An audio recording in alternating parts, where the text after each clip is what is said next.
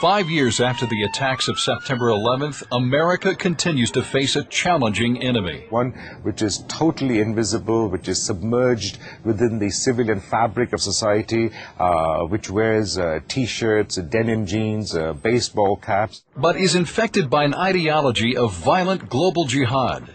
Today, radical Muslim terrorists have renewed their war against Jews, Christians, the United States, and other non-Muslim nations. They wish to destroy the democratic and secular world. And in its place, impose a 7th century totalitarian ideology that would control all religious, social, and political life on earth. They want to impose Islamic caliphates, Islamic superstates on the entire world. In such a world, all debate or criticism of Islam would cease to exist. Some argue that such a world exists already. Since 9/11, anyone who dares to criticize Islam or its agenda and history faces the wrath of potentially millions of Muslims.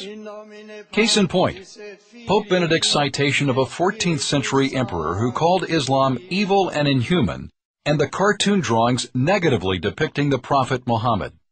Both drew violent reactions from Muslims worldwide. To some, it appears that Muslims are always ready and waiting to be outraged. But many ask, where's the outrage at the violence committed by Muslims? Muslims killing Muslims in Iraq and Darfur. A Catholic nun is gunned down in Somalia, and an Iraqi priest is kidnapped and beheaded in Baghdad after the Pope's challenging remarks.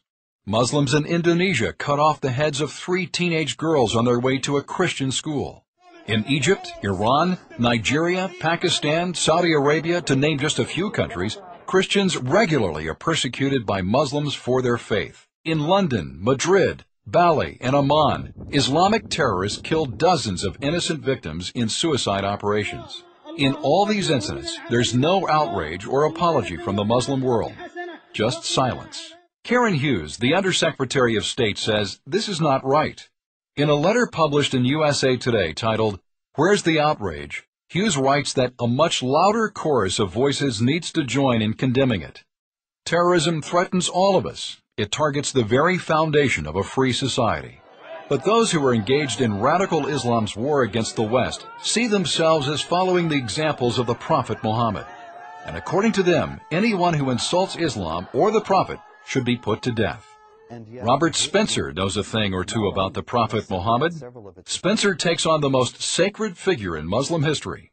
His latest book, The Truth About Muhammad, founder of the world's most intolerant religion, looks at what Islam's founder actually did and taught.